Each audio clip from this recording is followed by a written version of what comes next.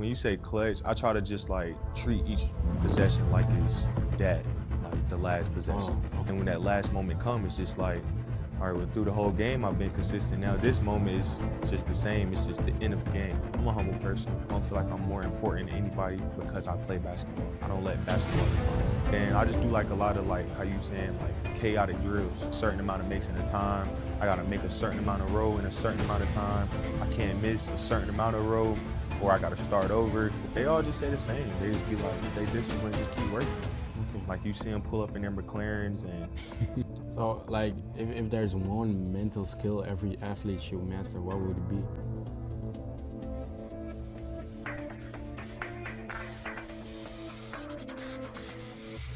Okay. Hello, everybody. We're doing a new episode. I'm here with Demetric. Hello, Demetric. What's up, man? So, first of all, before we begin, we're doing a giveaway with Brussels Basketball. We're giving away 2 free tickets for the game of 23rd of December. They play against Giants. Giants are a good opponent. So it's a very important game for them. So come watch the game and you can see Demetric play. So let's dive right in. Demetric, you, how old are you? I'm 25. 25. It's 2000? Yeah, I was born in 2000. I'm 25. And where do you come from? Raleigh, North Carolina. Okay, that's very cool. How is California? How's California? Yeah, well, how's the culture there? Man, I went when I was still in high school. That was my first time going. It was cool because I felt like everybody there, they felt like they could just do whatever they wanted to do, and that was like a turning point for me. We went out there to play Chino Hills at the time. We wasn't able to play him. We played Evan Mosley and his brother. It was a time where I went out there and I just seen that, you know, anything can actually be possible. You know, that was a good time for me. Okay, so let's go back to the beginning where you started playing basketball. Well, when did it first become your thing? First, my thing? Yeah. I always grew up playing, like with my cousins, my uncles. I was probably about 5, just like at the cookouts playing, shooting. Yeah. I guess it became my thing. Yeah, maybe when I first went to college. That's when it really became my thing. But I always played when I was growing up.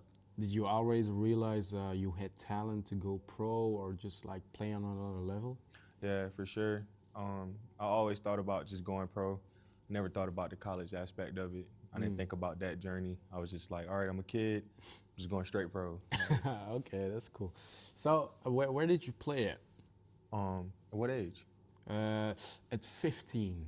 15. I was playing at Garner High School. I was at Garner High School. I played the freshman team, 9th grade. I made JV and then had this class, Team Living, and they was like, had missing assignments in the class, but I was passing, so they put me on the freshman team. And then I played on a team called PDS. Shout out to Coach Campbell. Yeah, that's where I was at 15. Okay, and in college, you what was your role on the team? Which one? Which one? So you first played in college where? I was in Cape Fear. It's in Wilmington. Yeah, it's a JUCO. Yeah, my role there. I was like one of the youngest guys on the team, and JUCO, you know, you can play with guys that's 23, 24, whatever, coming from big D1 programs, and they had the role of like the role that I wanted. Yeah. And so I would just come in and, you know, just be like a microwave, come in, score at a real high level, and then sit down. And then sometimes at the end of the games, I would, you know, be very important, you know, but my role was just to come in, score real quick, whatever, and then, all right, put the other guys back in. Oh, okay. Because JUCO is like a really mixed level, right? Because we have really great players like who are really like dogs, if you can say.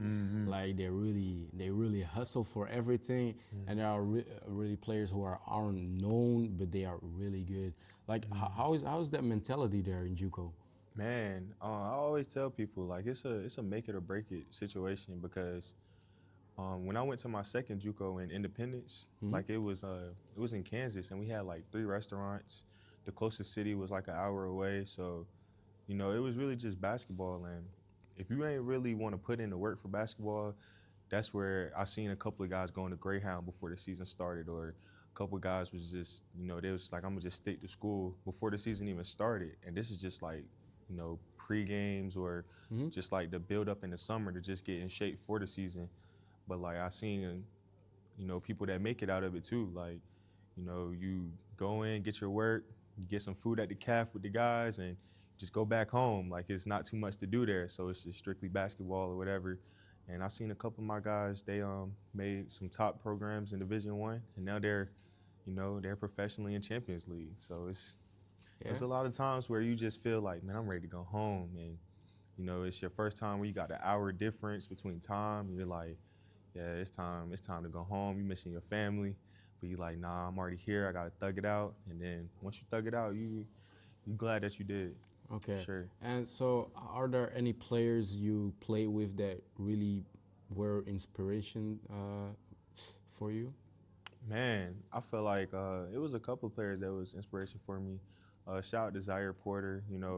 Like it was, my teammates was getting offers before I was. Yeah. So that was like inspiring to me because, they was all getting offers, and my coach was getting the letters and giving it to him, and I was like happy for him, and I was like, yeah, bro, that's what's, because I'm with him every day, and it's like, then we coming from the same struggle, and you actually getting the offers. I'm like, yeah, bro, I'm proud of you. Like that was inspiring to me. And then like at the end of the year, mine started to come in, and I was like, we was just all happy together. Like it was cool, man. Okay. And was there a moment where you thought like, damn, am I even good enough to play at that level? Man, nah, I never really thought like I was never good enough to play. I just always felt like I had the opportunity to go in and play, and I just kept my head on straight, that I'll be good. Okay. And you started playing professional on 2023. You started playing professional. What did that mean to you personally? Like going from like college or university, going to pro. Like what's the difference? How did that mean to you? I had so much gratitude at the time. Like I just felt so blessed because I had an agent like after my last game in college. And after my last game, that's when I signed to the players group. And then he was telling me like I was gonna go to Austria. I was like, all right, well, they threw an offer. And I was like, all right, cool, whatever. And then my friend back home, they signed him. So I was like, all right, cool, like, congrats to him. And I didn't have nothing. And everybody was signing. And I was just like, I'm not gonna worry, I'm not gonna panic. Like my mom's down my throat. She's like, come on, like, what is your agent talking about? And my grandma's is all asking, like, where are you gonna go? And I'm just like, just stay patient, just be cool. Like, so take care of yourself. You were never really like jealous, like when am I coming? Like, nah, I couldn't be, because at the end of the day, these are my homies. And then I felt like, what was gonna be for me was gonna be for me. Yeah. So, I never really had that like envious spirit on me or whatever. I was just always happy for everybody. And mine came at the last minute. Like last minute, they're like, you're going to Spain. I'm like, all right, cool. Like I'm not reading no contract. I'm signing right here. Whatever, let's sign. Signed. And like pro and college was just different, because pro now, the coach called me. He was like, yeah, your usage was real low, like with the ball in your hands. And I'm like, all right, yeah, it was. He was like, but I see that you play good at point guard and shooting guard. We want you to have the ball in your hands. I was like, all right, cool. So he wanted that to be my role. So that was the biggest difference for me. Like they wanted me to come in and be the main guy with the ball in the middle of the court, and it run through me. Yeah, because I've seen you make some clutch shots. Were you always like that? Yeah, I feel like it's always been like that. Even since I was a kid, I can remember games where John Wall was at the game. I was like 8 or 9, and it was like we needed 2 free throws to win. It's like 1-1. And I had to make the first, then make the second. We won. And I remember my mom took us to Wet and Wild one day, but we had to win the game. She was like, I got a surprise, but you got to win the game. And we was down 2, and I had it and I shot it at like half court and I made Damn. it. I'm like 10 years old and she took us to Wet and Wild. So I was like, thank you. I don't know. So I think it's Okay. always been there. So you were always clutch like that? You were born clutch, or did you really like train on being clutch? For me, like when you say clutch, I try to just like treat each possession like it's like the last possession. Oh, okay. So I'm clutch throughout the whole game. I try to like make sure throughout the whole game I'm staying consistent. And then when that last moment comes, it's just like, all right, well, through the whole game I've been consistent. Now this moment is just the same. It's just the end of the game. So I don't really try to overthink it. I just, try to make sure my mindset is consistent throughout the whole thing. Yeah. So that doesn't mean you just pop up shots from like the half court every time, because some people are gonna interrupt that for like shooting from half court whole game. Nah. I know it was times where I was just like a kid. I had a lot of long time as a kid playing basketball outside. Yeah. In the air, most kids, 3, 2, 1, you shoot it, and visualize the crowd. Yeah. You hear the sounds, and you're like, all right, let's do it again. And then you do it from a different spot. And that's what I was growing up on. I was doing that a lot. Okay. Okay, that's very cool. So, is there something that really surprised you playing professional basketball? Really, in Belgium, like the culture difference. From Spain? Yeah, from Spain to Belgium, everything. Surprised. I was more surprised about like in Spain they have the like the whistles, like a real loud whistle. Yeah. When it's a bad play, like the whole crowd will just go crazy. But like here, it's more. The fans are great, but it's like they're more just into the game as far as just into the game. Like they're not really like making a noise or like just beating the drums OD like they was, but they still do it. It's just a little different. Yeah. It's something like that. Of course, in Spain they are really like on their teams. In Belgium, it's like, more like for football. It's more like that, like soccer. I know some people are gonna hate me when I say soccer. But Yeah. Football. To make it more clear. Yeah. So let's dive straight in your playing styles. Is there a part of your game that developed the most? Like, if you're talking about fundamentals, like what's one thing that you developed the most of that? Oh, I don't know if this is fundamental, but my free throws. Your free throws. Yeah, bro. Like I used to be trash at free throws, like just 60%. I used to shoot from the right side. I used to shoot from the left side. I used to try to get it right. I'm like, bro, come on, bro. Like my coach just had to actually sit down with me and like, look, bro, like let's just get this right. So I think that's the most fundamental thing, the free throws, for sure. So now you can always score your free throws? Man, I try to do my best. I know I missed like 2 already on the season. I kind of get upset about it, like, oh, come on, man, like it's a free throw. But I'm glad I'm not where I used to be. It was 50%. Yeah, because you're a great scorer. I've seen on some stats that you're one of the best scorer or the most scorers in Europe. For sure, B next league, like you're really up there. You didn't know that? No, I didn't even know that. I've seen a video on Instagram and I saw your name. Damn, okay. Damn. I didn't know you were tough like that. Oh shit. Yeah. That's pretty cool. So like an extra question, maybe someone never asked you this, but like what do European coaches value that American players often don't understand at first? What do European coaches value? Yeah. That Americans don't? Don't you understand, really? What do the European coaches value?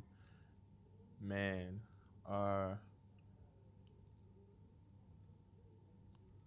Like, is there something like maybe like coach right now that he really is putting everything on, like do this, that really American players don't really understand at first coming to that they wouldn't overseas? understand? Yeah. Yeah, for sure. Like, I know for me, coming in, I know a lot of people like just the hard hedge, like just the rotations of like how the defense is, like their language. Like maybe their language is a little different. They may use pill, but like maybe Americans use pill too. But it was my first time hearing it in Europe, or when we like, got to do the kick in from the hard hedge, like the opposite side got to hit the big, like stuff like that. I don't know if I was doing that in college. I know it was harder for some of the Americans because they was explaining to me how it was difficult for them. Yeah. So they was like, yeah, this is a little difficult. Or like the ball pressure full court. Like in America, it's not common that guys is picking up 94 feet. But like in Europe, as soon as you score, they're there. Like they're hounding you. It's like, oh, okay, let's go. Yeah, and so let's go into the mindset real quick. I've seen you play. You kind of play calm. Like where does that come from? Were you always like calm in your mind, or like is there something you do before a game to become that calm? Nah, I wasn't always calm. I think that's where it just come from, like trial and error, trying things. I know coming up, there would be games I have good games and I was calm, and then there would be games where I'll be mad in the game, kicking the chairs over and just have a bad game. And I just got tired of doing the up and down, and I was just like, let me just find a in the middle balance. I understand that emotions, they make you weak in the game. Like I know if I sense somebody's emotions, I'm attacking them, I'm going at them. So now I just try to just relax, just stay in the moment, and just try to stay in that zone. Because I know I wasn't always calm. But now I see that being calm is, because no matter how it goes, it's going to go how it's supposed to go in the end. So it's not nothing to stress over. It's nothing to worry about. Like I'm not going to worry about 2 games from now.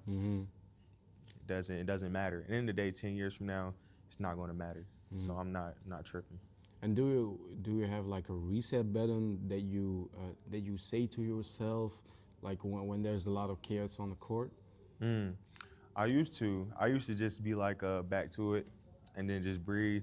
Now I just if anything happens, I just I just try to smile at it. Just embrace that moment. Yeah. I just embrace it. Something's bad going on. All right, smile, embrace it, and just move on to the next possession.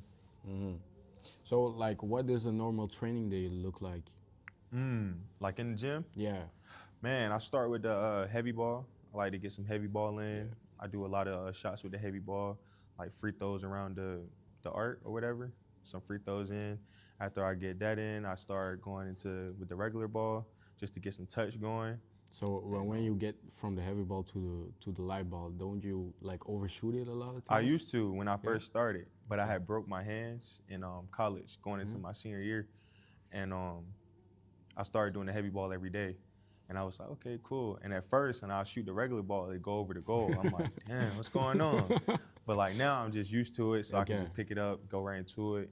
And then I just do like a lot of like, how you saying, like chaotic drills. No, okay. I do like a lot of drills where it's timed. I got to get a certain amount of makes in a time.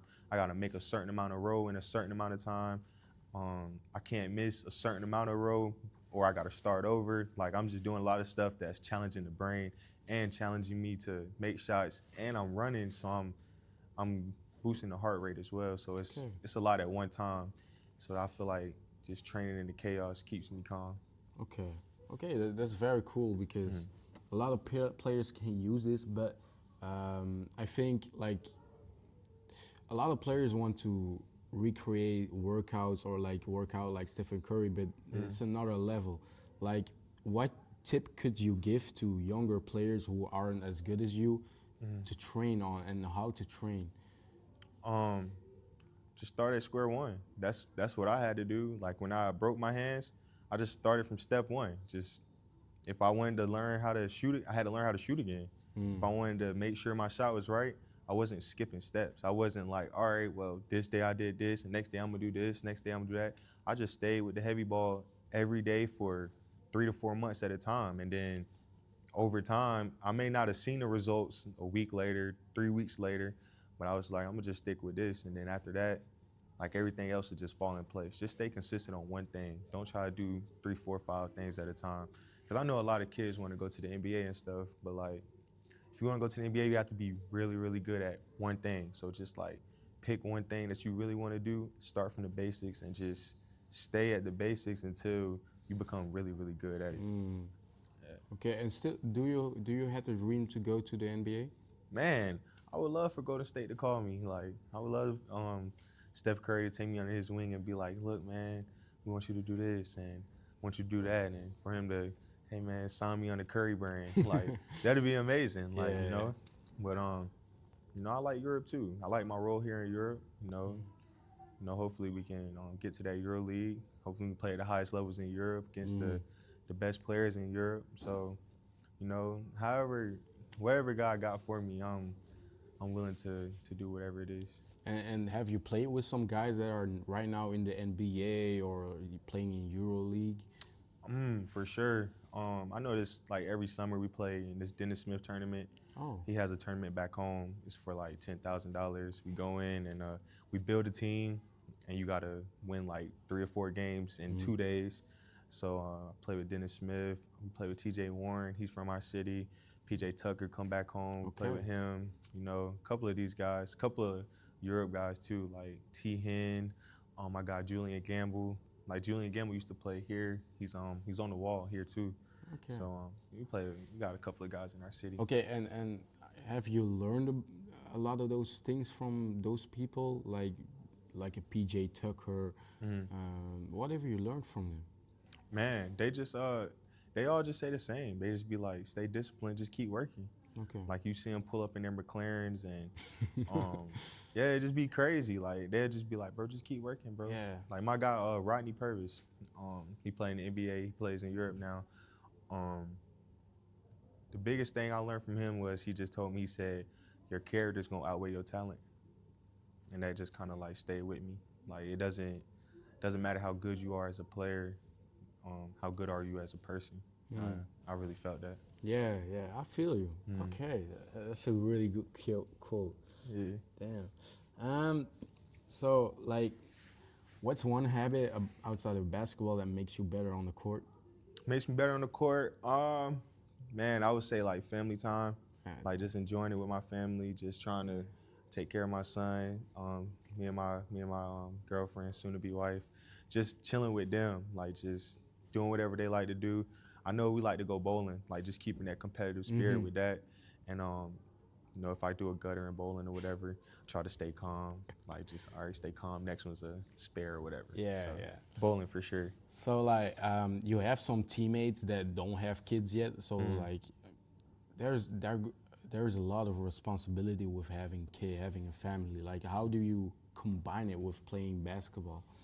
Man, it's like, cause the kid's gonna be on a schedule. So it's just like fitting your schedule and making it make sense around that. So like, if you know your kid gets up early, well, our gym opens at 7, so you can go in at 7, get some shots in. By the time you get back, now they're just waking up, you feed them, whatever, take a nap, about to go to practice, all right, cool.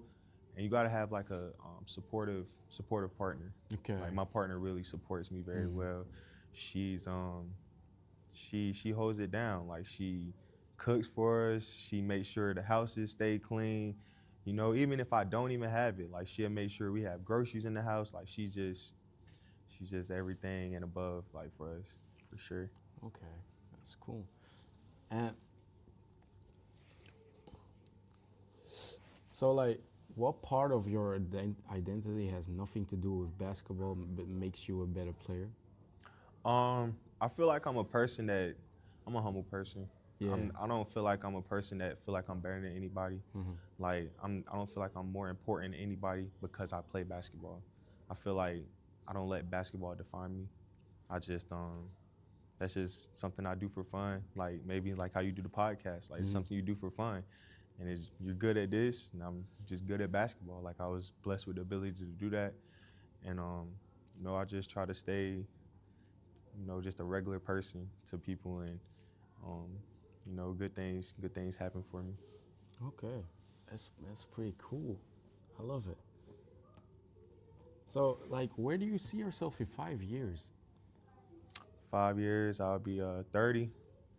Yeah, I know my lady, she talking about she want a house, so we may have a house in Texas somewhere. Oh, get a nice little house in Texas, rent it out. Yeah, hopefully we're still playing basketball, playing at a very high level. See, I have my own shoe by then, have my own shoe. Okay. Hey, Crocs, come on, man. What's up, Crocs? Come on, man. Let's be the first to do it. Have our own shoe, and we're just gonna keep getting better. They say 30, guys start detrimenting their career. Hopefully by that time we're starting to begin in our peak, and by that time, hopefully we're gonna have a lot of records under our belt, a couple of championships. Okay. Yeah, that's pretty cool. So like when basketball is over, because you're not basketball, you're still a person. Like, what do you see yourself doing then? Man, I see myself just giving back to the kids, just back home, or even around the world, just like opening up a platform for them. So a gym where it has like a complex of all the sports. So like where trainers, maybe they don't have their own gym, or coaches, they don't have their own gym, but I have the foundation, I have the resource, and they can just come in and they can just rent it out, or Okay. they can bring their kids in, and maybe we can have after school programs to where kids come in, it's like the YMCA, parents, they can't watch them all day, they come for the day, whatever. Maybe I'll talk to LeBron about something, maybe we can build another school or some shit, I don't know. Okay. So like for the people watching, maybe some young players or players my age. I'm 20, by the way. Okay. I did. You know? No, I didn't know you was No. 20. I thought you was like 18, man. 18. Yeah. Damn, I look young. Oh, but now it's good. It's good. So like, if a young player feel lost or is doubting himself, like playing basketball, like what would you tell him? Man, I would just say, if you believe in God, just go pray. Go pray to God to just show you the way. Like, He's not gonna steer you wrong.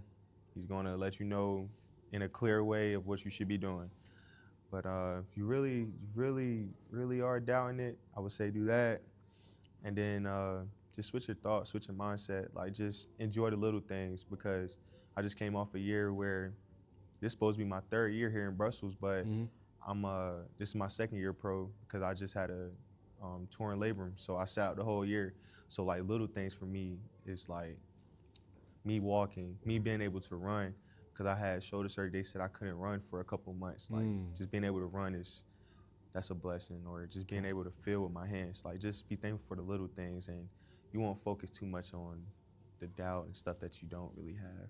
So if I'm saying it right, you really just kind of go with the flow. What life gives you, you give it back. Man, I just embrace where I'm at.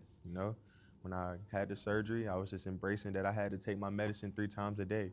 I was working selling security. I was all over the country selling security, going door to door, just like, hello, I'm DeMar. We're with Vivint Smart Homes. Like, you want to buy some cameras? Matter of fact, we're giving them away. And I was doing that for from December to March. So, just stand in that moment.